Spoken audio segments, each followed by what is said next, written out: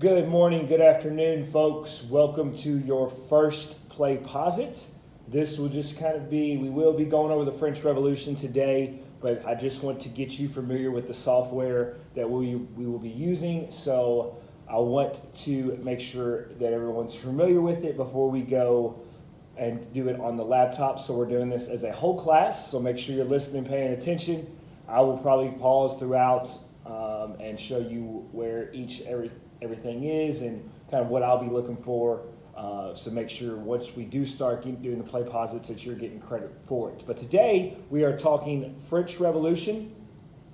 Our agenda: identify the three estates of the old regime, describe the storming of the Bastille, describe the events that led to the aftermath of the Reign of Terror, and compare the French Revolution to the American Revolution.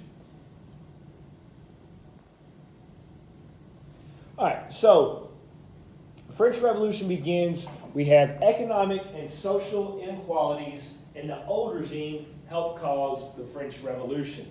Now, you'll see some of these are in red, some of these are in black. Don't worry about taking any notes right now. Just kind of focus on what I'm saying and follow along. As far as notes, we'll have a section and a time for that at the end. So you will have notes today, but it will be at the end. But going back to Inequality for All, the documentary we watched, should have finished up today and watched last week. When it comes to inequality, something that's not equal. So we're going to find something in the French Revolution that was not equal that helped cause the French Revolution. All right, so from the outside, France is very beautiful. They're known for what they see, as far as what people see is just this awesome place with palaces and Versailles and these awesome cities and Paris. But that's just on the outside. All right, it's kind of like, you meet someone that may be very visually appealing or attractive, then you kind of get to know them and you're like, I don't know about that. All right, so on the outside, France looks great. King Louis XVI is in charge, and it is a great place to be for those that don't live here. All right, so we have the old regime is just a system of France in the 1770s. King Louis XVI is in power, and we'll talk more to him about a leader, but basically France is split up into three different estates. A state can also be defined as a social class. France calls it estates under France's old regime. So you have the first estate, second estate, and third estate. We'll talk more about which estate and what everything means there. But what I want you to know is the first two estates down here are the clergy and nobility. They have not a ton of people. And then this third estate, the one up here, is everyone else. Everyone else has 27 million people. So most of the people belong to the third estate. Now let's break down each estate. So the privileged estates are the first two estates. So you have the first estate, they are the clergy. They are your members of the Catholic Church. They own 10% land and pay very few taxes. So anyone that is a preacher, priest that belongs to the church, they are a member of the first estate. Second estate is the rich nobles. They are 2% of the population, own 20% of the land. So you have not a ton of people who own a big chunk of the land and don't pay a lot of taxes. So rich nobles, kings, queens, families of the king and queen, these are your privileged estates in the second estate and first estate. So those are your first two estates. Then you have the third estate. 97% of the population belong to the third estate. These are your urban workers, your middle class. Some of them are highly skilled tradesmen. Some of them are not. Some of them are just your basic workers, basic peasants. They have very few privileges and pay heavy taxes, and they want change. Now remember, they pay heavy taxes, but they don't have any money. Okay, remember that going forward. Obviously, they want a lot of change in France, as they are poor, hungry, starving, and don't have any money, and they have to pay a lot of taxes. You would probably want change too. All right, so how does this, based off what we know now, and this will probably be where our first question comes up, how does this political cartoon portray the French Revolution? This is the first and second estate that is on top of the third estate with the rock there. So looking at that, you can respond in your, I'll show you where you will respond normally in the play posit. All right, so Enlightenment ideas inspire some in the third estate. All right, what ideas are we talking about? Rousseau, that we discussed in the Enlightenment, the idea of everybody getting a chance to vote. John Locke, life, liberty, property. They see the American Revolution. They see people that happened a decade before. They see the Americans were able to overthrow the British, so now they feel like they may have a shot to overthrow France's government. So, Voltaire's ideas of freedom of speech, freedom of religion, they don't have any of these things. So Enlightenment ideas are going to inspire those in the third estate. So it gets really bad in France. Remember, King Louis XVI, he is not a very effective leader. He also has a wife. Her name is Marie Antoinette. You may have seen her in Mr. Peabody and Sherman not too long ago in that movie. She loves cake. She loves partying. They live the very extravagant lifestyle. Okay, King Louis XVI and Marie Antoinette are big-time partiers. They double the nation's debt. They gamble. The banks refuse them to lend them any more money. They're both known for the finer things in life. So King Louis, Marie Antoinette, they don't get along either. Marie Antoinette, she actually would set the clocks forward in their palace so that he would wake up early and leave early. So she really just likes having the money, having the power. You see Kanye there. I don't really need to explain that if you remember that song. But they double the nation's debt. So what do? They decide we're just going to tax the poor people because we can't tax the church anymore. We cannot tax the like the nobles because that's taxing our own people. So we're going to tax the third estate. Well, remember, the third estate are people who don't have any money. So now the nation's debt is in bad shape. All right, so King Louis XVI is a very weak leader. He was not really, he was in the line to be a king. However, he is not really interested in being a king. He's more into very skilled fishermen, very skilled outdoorsmen, but he does not want to be a king. So his poor decisions and lack of patience add to France's problems. So for example, he's very indecisive when it comes to making decisions, or he'll just give it to his advisory board and they will tell him what to do, or Marie Antoinette, which is never a good idea. So he finally listens because the third estate, they're starting to get really frustrated, the four people. He calls the Estates General, which is a meeting of representatives from all three estates. First time this is going to happen in 175 years.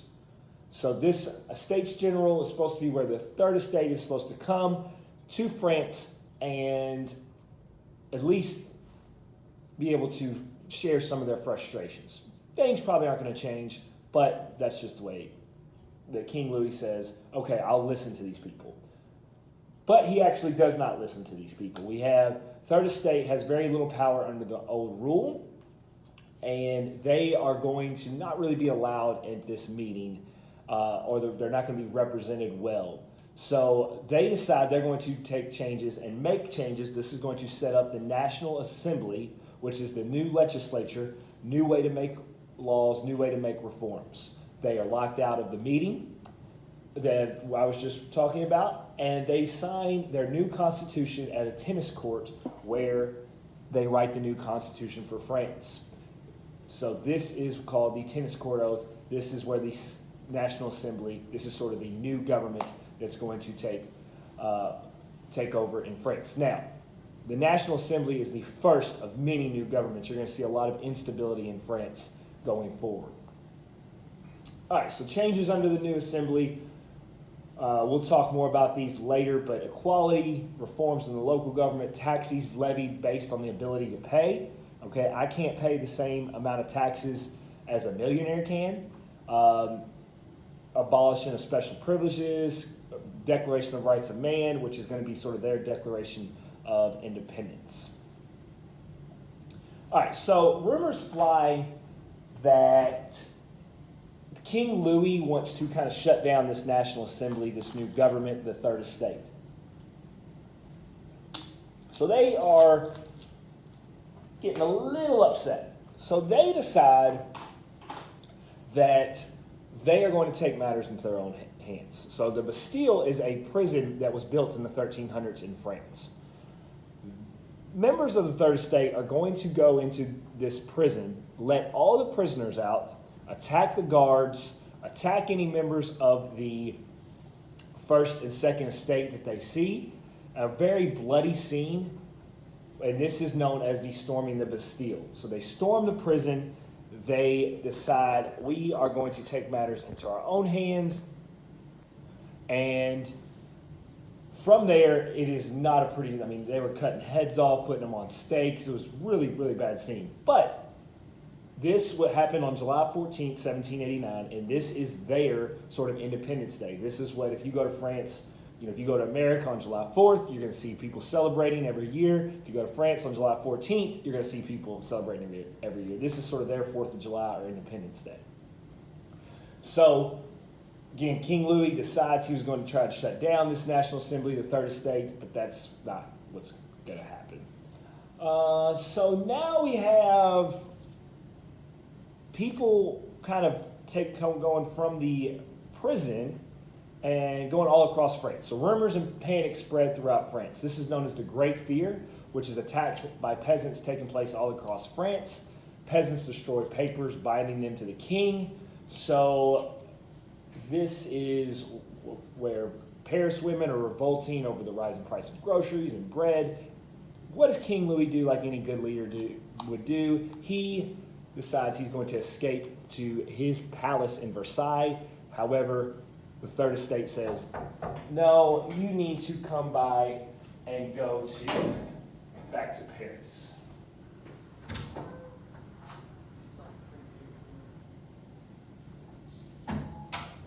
So, we have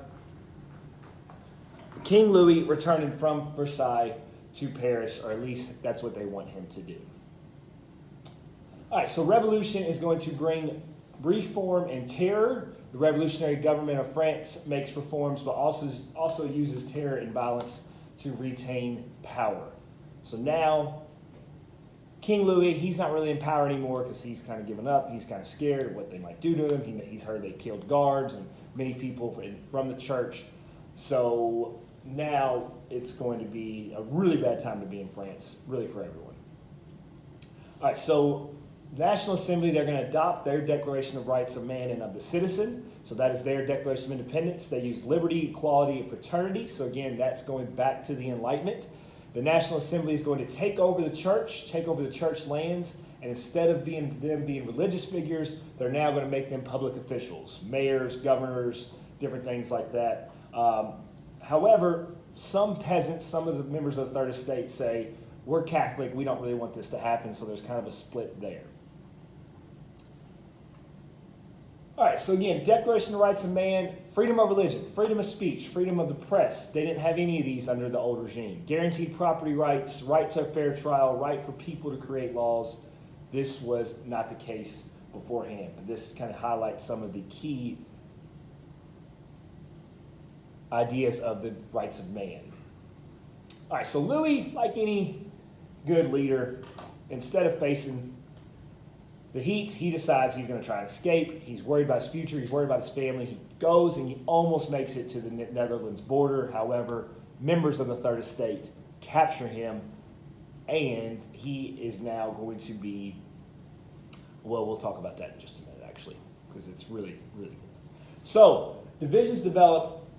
Now the National Assembly finishes a new constitution. They're going to go into the Legislative Assembly, but major problems, including debt, food shortages, are still there. So the Assembly, they split up. The Third Estate splits up into three different groups. Radicals, really crazy people. Moderates, kind of in the middle. And then conservatives, who kind of want things to stay similar to the way it was. Emigres are nobles who flee the country. They want things to kind of stay the same, so they're probably some of your richer people. And sans culottes, lower class, who want more change from the revolution. All right, so then we have war and execution. Again, this is going to be another government national convention that takes over. You don't need to know all these, but just know that this was the third different government in 5 years. And these exact same problems that they had before under the old regime are still there. All right, so the Jacobins are a radical. What does radical mean? Very crazy, kind of out there idea. Radical political organization behind 1792 governmental changes. After a close vote, King Louis is found guilty of treason and beheaded. Now, they used something called the guillotine during the French Revolution. And this was very common for, some of you went to church on Sunday, some of you kind of hang out with family on Sunday, kind of a chill day. This was very common in France for you and your family to kind of go down, see who's getting their head cut off in France. It was very crowded. Go to the town square, and this guillotine was a machine designed during the Revolution to behead people. All right, so other countries start noticing and say, we probably need to do something with France because it's kind of getting out of control. So, National Convention, the new government's going to order a draft of 300,000 to reinforce army.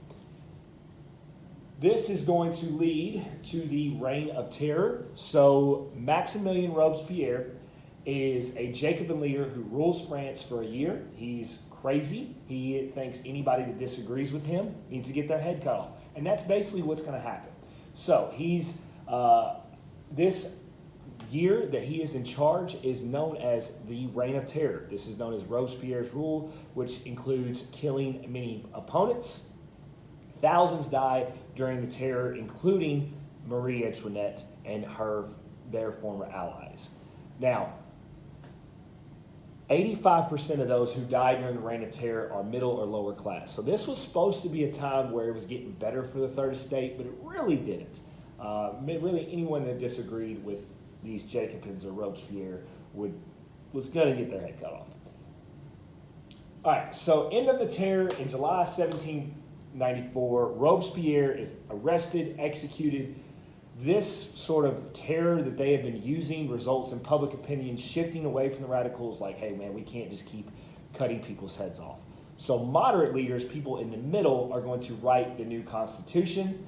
They come up with a 2-house legislature and a 5-man directory to restore order. Napoleon Bonaparte, who we'll study next week, is going to take over, and he is going to be named commander of armies. All right, comparison to the American Revolution, knowing what you know, and this is where one of those questions will come up on Play Pause It, or hopefully it does. How is the French Revolution similar to the American Revolution? How is it different? So one of the key things that we're going to look at from your standards, both were based off Enlightenment ideas, both based off economic challenges, with taxes being an American Revolution, Third Estate and their Hungary and being taxed with the French Revolution. Both had independence as the end goal, and both created a famous document that outlined their plan for independence. All right, sometime throughout here we will have notes pop up. Exit slip I will do on Play Pause It as well. So this was our first Play Pause It that we did as a whole group. Normally you need to start bringing headphones to class. The Bluetooth headphones, I believe, do work, but I'm going to go ahead and end this and talk more about what this will look like with the Play Pause It and how we'll be doing things going forward.